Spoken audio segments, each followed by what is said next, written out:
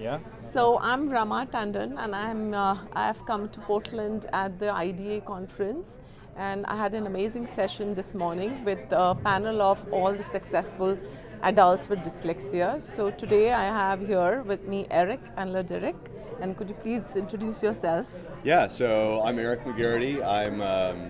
I'm dyslexic. I'm also the CEO of my own company. I have a background in art. I host a television show called The Curious Entrepreneur. So stay busy, that's wonderful. But yeah, it's a lot of fun. And so I got to share this morning a little bit about some of the, I think, exciting opportunities that being dyslexic has granted me in life. Mm-hmm.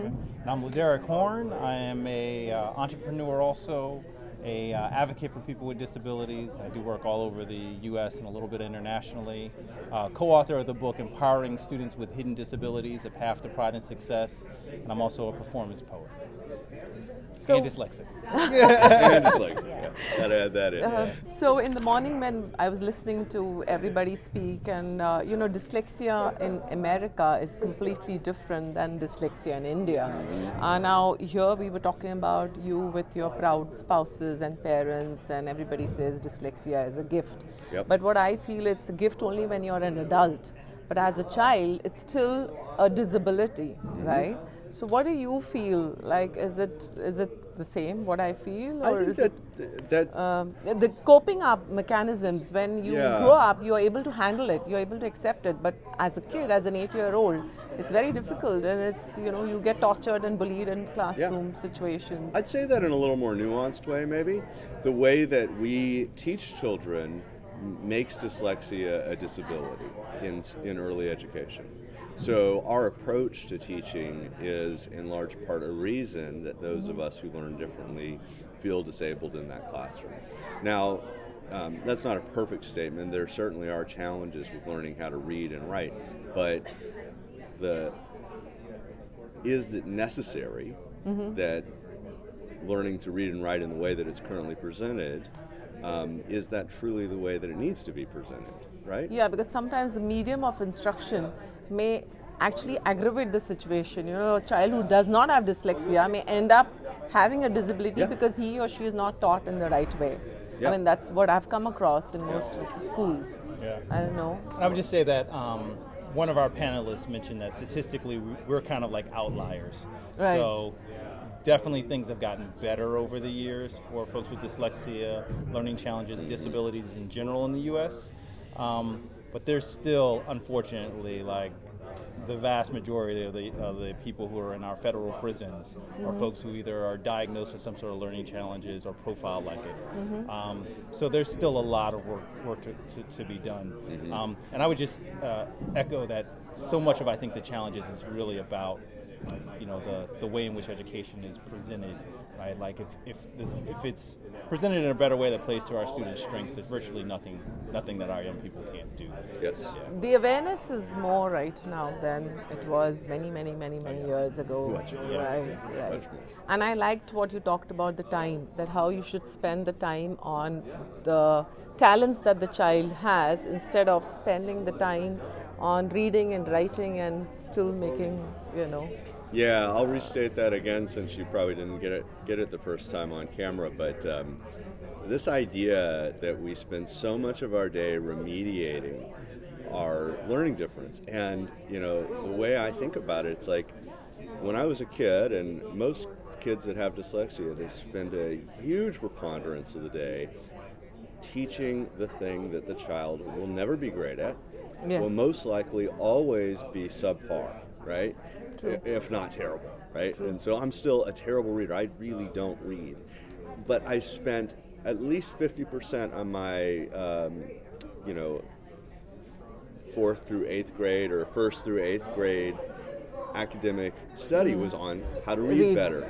And I still don't have that. Yeah. So if I could take that time back and teach me how to be even better at the things that I'm excellent at, the things that I'm gifted at, the things that people admire about me, could I be even better, right? Could I have excelled even more? And so that's one thing that frustrates me about this whole system is we spend so much energy on that. And I'm not saying that we shouldn't teach our kids how to read. I mean, obviously as a dyslexic kid, we still need the basic right, reading. You need to. Yes, it's great, yes, right? yes. And it's great to have some remediation and to do Orton Gillingham style reading interventions with kids. I think is absolutely great. My rule of thumb that I like to pass on to educators and to parents is that 3 years is really the time period where it's most effective. So the first 3 years after identification, Okay. to do a lot of reading therapy. But then after that, we need to really be switching gears into accommodations. Yeah. You know, for me, I love books. I love stories. Did you read a lot when you were? Not as a child, right? Okay. Because again, I was afraid of the text, and and I struggled with it, and that's all I knew. But when I got to college and was first introduced to audiobooks, right? So back in the day, for me, it was the 4-track big tape recorder and the box full of tapes. Yes. But embracing the idea of listening to a book really just opened up reading for me, right? And one of the things when I do workshops for educators, I'll challenge them. I'll say, what is reading?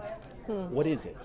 Yes. And at its root, it's just decoding text. Right. So whether you do it with your eyes or your ears, ears. or Yeah, if you're a person with a visual impairment and you're using Braille, Yep. it's Right. decoding text. Yep. And being able to listen to books and take in information that way gave me a brand new appreciation for reading, even to the point now where there are some authors where I want to see how they lay out a page. As a fellow writer, I want to see their use of grammar.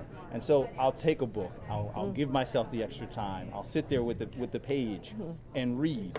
And I know it's not the best way for me to pick up that information, but because I know hearing is the strength, I can wrestle with the words without the stigma and the pain associated and the embarrassment of knowing this is a bit more challenging.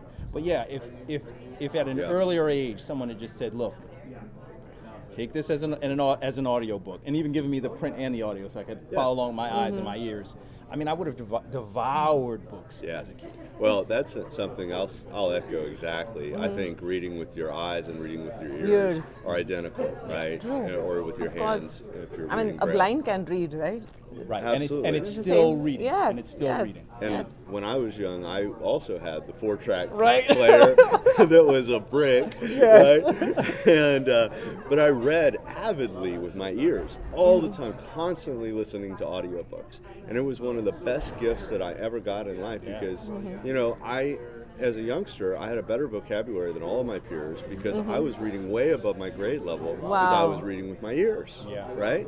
And so I was consuming information at a pace that none of my peers were.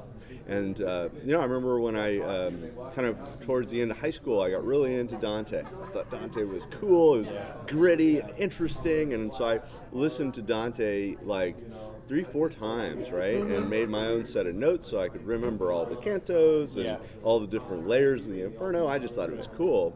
And so I went into the interviews I applied for academic scholarship because I had done really well on my SAT and grades in high school and stuff like that. How did you manage all those exams? The Well, I SATs had to have them and- orally. I had to have them with my ears.